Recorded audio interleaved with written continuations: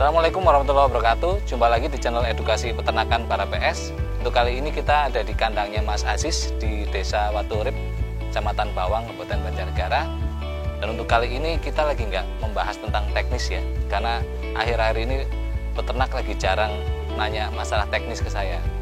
Seringnya mereka lebih sering curhat karena kondisi perayaman, terutama ayam petelur, emang beberapa bulan terakhir emang kondisinya sangat tidak ideal ya.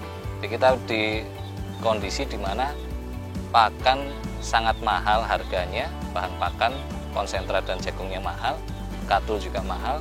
Tapi di sisi lain penjualan telur itu harga telur juga paling baik 2 bulan terakhir itu juga sangat rendah ya. Jadi itu sangat kondisi yang sangat berat untuk di dunia peternakan.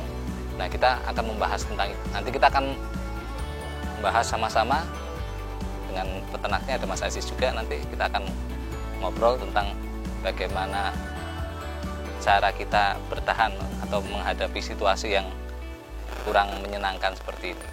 Oke, kali ini kita udah bareng sama Mas Aziz ya, yang punya kandang ini. Kita ngobrol-ngobrol santai di sini sambil ngopi, sama ada hasil kebun, ada pisang apa ya, ada gorengan juga. Nah, kita ngobrol-ngobrol. Kali ini kita nggak akan ngobrolin teknis ya. Seperti tadi saya bilang, peternak sekarang lagi nggak terlalu nanyain masalah teknis. Mereka lebih sering curhat sama saya. Jadi dengan kondisi yang ada sekarang, emang kondisi peternakan terutama ayam petelur memang sedang berat. Mungkin selama bertahun-tahun ini menurut saya ini kondisi yang sangat berat ya. Karena di satu sisi harga telur lagi murah-murahnya, di sisi lain harga pakan juga pas lagi mahal-mahalnya, termasuk juga sampai dengan jagung dan katul juga sekarang lagi mahal. Konsentratnya mahal, jagung mahal, katul mahal, tapi telurnya murah. Nah, ini memang kondisinya sangat berat. Makanya kita akan bahas tentang itu, bagaimana cara kita bertahan, bagaimana cara kita menghadapi permasalahan yang berat ini, tips-tipsnya gimana biar kita bisa bertahan. Kalau nggak mau bertahan sih nggak usah dibahas ya. Jadi kita akan bahas bagaimana cara kita bertahan. Nah, kita akan ngobrol sama-sama sama Mas Aziz. Jadi kejadian seperti ini juga sebenarnya kalau masalah harga murah ini bukan yang pertama sebenarnya.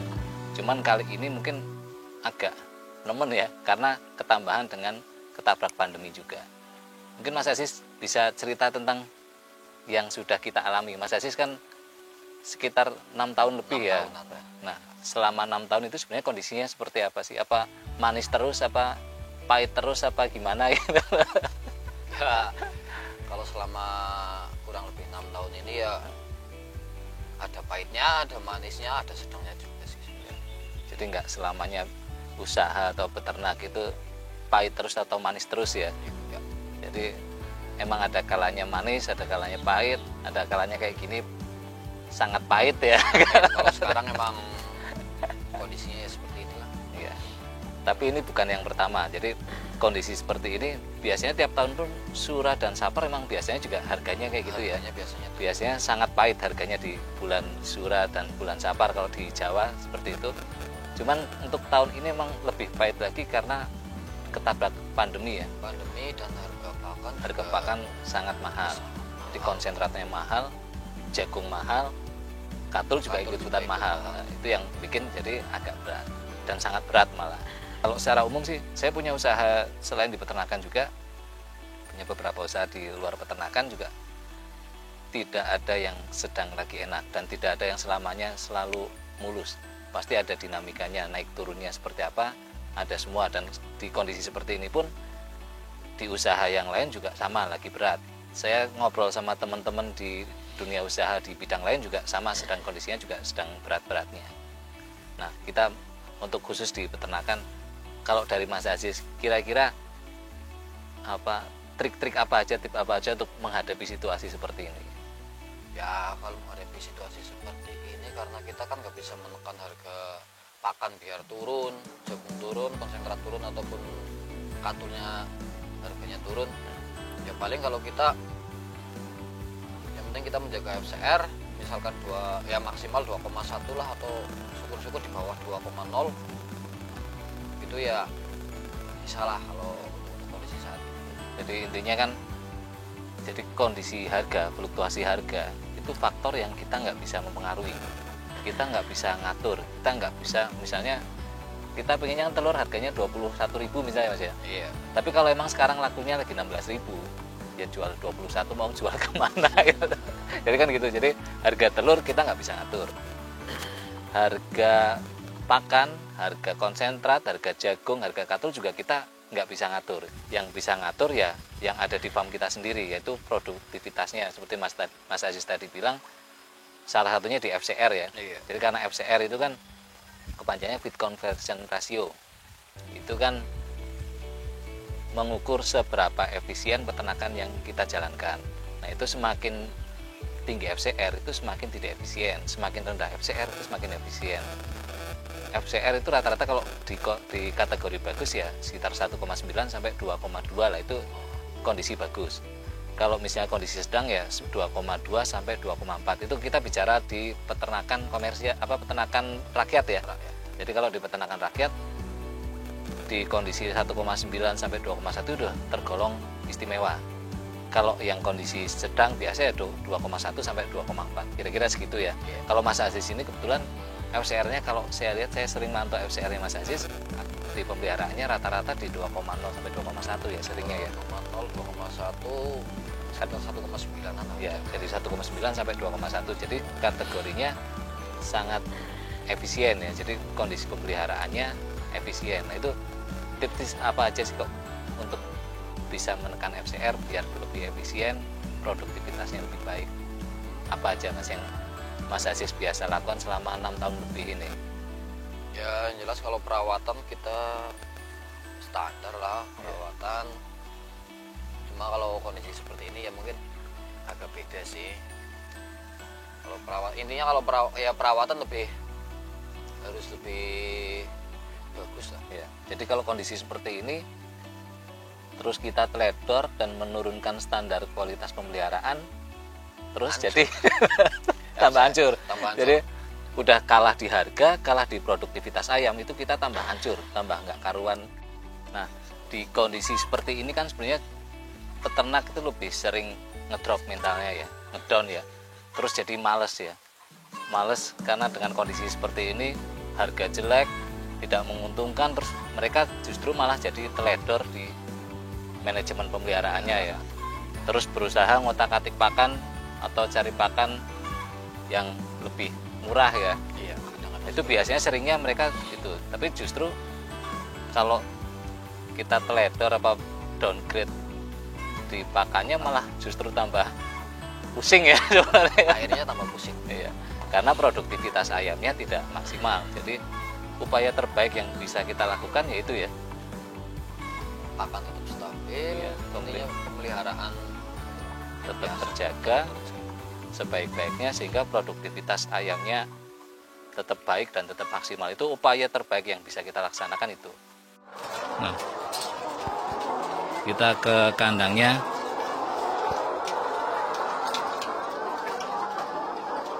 Nih, kita lihat kualitas telurnya seperti ini. Ini kualitas telurnya dari Mas Aziz.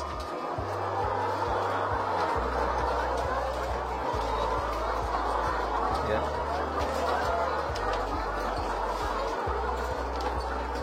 Ini kualitas telur yang bagus dan tidak juga pengaruh ke masalah tingkat kelakuan ya. Iya. Ya. Ya, Jadi, kita kalau jual ke warung-warung kita ya adu fresh lah. Kita dari kandang, telurnya fresh, kualitas telurnya bagus, coklat-coklat, bersih, glowing lah gitu. glowing ya. Nah itu juga pengaruh ke masalah tingkat kelakuan telur kita ke warung atau ke pengepul atau pembeli ya. Kita bisa lihat di telur-telur lain juga. Coba yang lain, Mas. Ini di kandang ya. Ini telur-telurnya seperti ini. Nah kalau telur seperti ini saya kira akan lebih menarik ya. Orang beli juga lebih seneng ya kalau telurnya fresh, bersih, warnanya coklat seperti ini, glowing, dibanding telur yang kualitasnya jelek. Ya. Kalau misalkan kalau dari sales itu kan rata-rata telur stok lama lah. Ya. Nah, stok lama, misalkan awal lama rata-rata udah putih. Ya.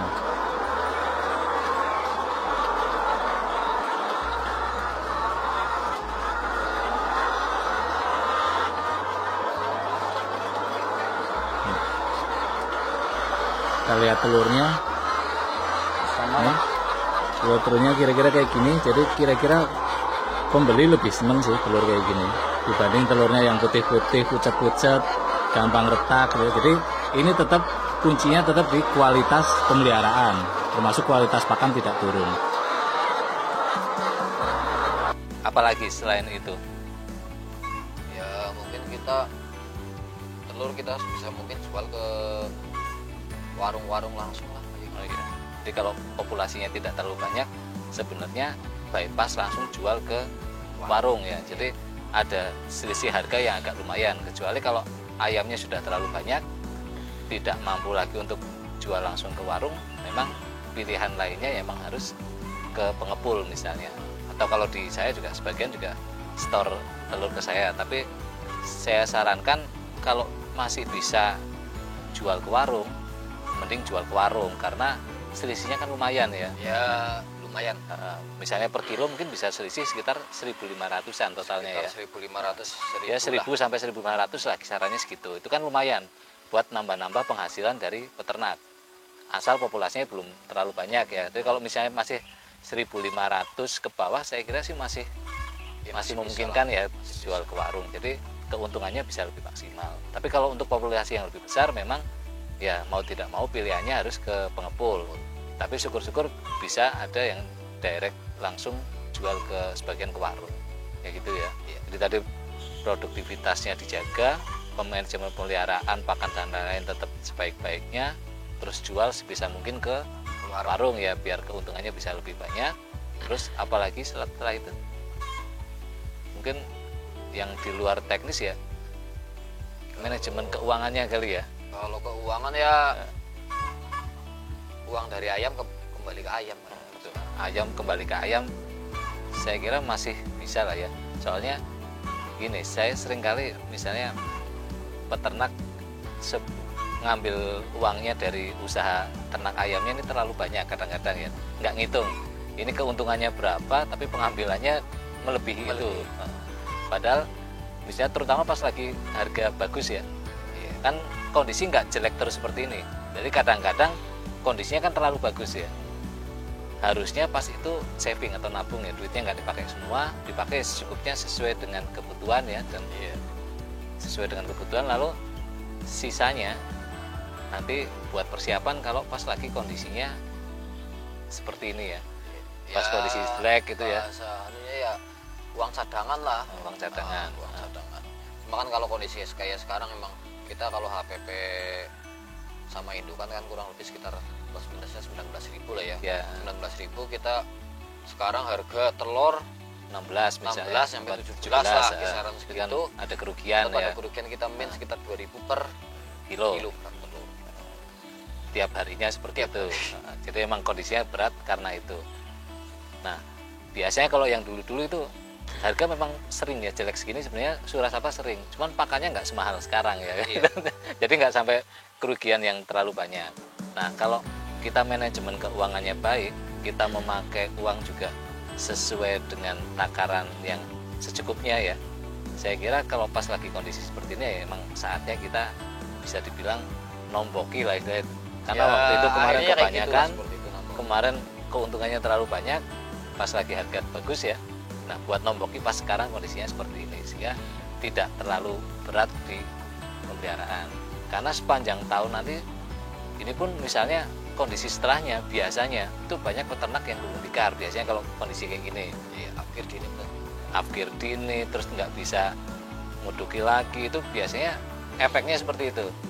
Nanti ada saatnya setelah itu terus populasi jadi menurun, harga terangkat dengan sendirinya, harga naik. Nah itu kalau orang-orang yang tetap bisa bertahan di saat kondisi sulit seperti ini, biasanya nanti dapat istilahnya dapat hadiahnya ya pas kondisi sudah mulai membaik, sini punya stok ayam, punya stok telur gitu.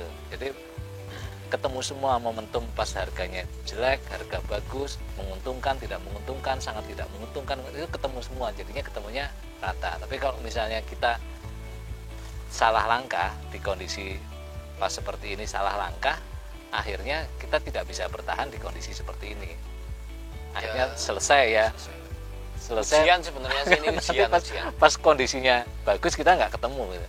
Ujian di ya cuma memang agak berat sih ujiannya sekarang. Ya, sekarang itu memang lagi ujian, dan ujiannya kebetulan memang ujian yang berat.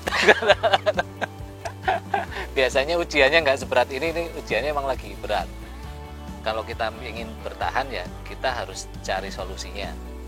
Kalau solusi yang dari hasil obrolan kami, yang pertama, karena fluktuasi harga kita nggak bisa ngatur, kita hanya bisa ngatur di masalah produktivitas ayam sebaik mungkin ya. FCR bisa ditekan sebaik mungkin, jangan lengah di manajemen pemeliharaannya, termasuk juga vaksinasi, kebersihan, menjaga kualitas pakan tetap baik, biar kita nggak semakin buntung ya. Yang kedua, sebisa mungkin untuk peternak yang skala kecil, sebisa mungkin jual langsung ke warung supaya harganya lebih lumayan, marginnya lebih ada lebihnya agak lumayan dibanding kita langsung ke pengepul, kecuali untuk peternak yang populasinya cukup besar dan nggak memungkinkan jual langsung ke warung. Yang ketiga, masalah manajemen keuangan. Ini buat pelajaran kita, manajemen keuangan sebaik mungkin, istilahnya dari ayam untuk ayam ya. Dari ayam oleh ayam untuk ayam gitu. Kita ngambil seperlunya sesuai dengan misalnya kita digaji atau gimana, kita ngambil secukupnya. Nah, nanti pas saat harga terlalu bagus kita bisa saving, bisa nyimpen. Pas harga terlalu jelek, kondisi itu terlalu jelek, kita bisa ngeluarin tabungan itu untuk istilahnya untuk nombokin. Jadi nanti ketemu semua pas kondisi bagus, sangat bagus, jelek, sangat jelek, kita ketemu semua, jadi ketemunya nanti bisa rata-rata. Kira-kira seperti itu tip-tipnya. Ya setidaknya itu hasil dari pengalaman kami Mas Aziz selama lebih dari 6 tahun, kira-kira seperti itu. Mudah-mudahan bisa bermanfaat untuk teman-teman semuanya yang menyimak video ini. Terima kasih. Wassalamualaikum warahmatullahi wabarakatuh.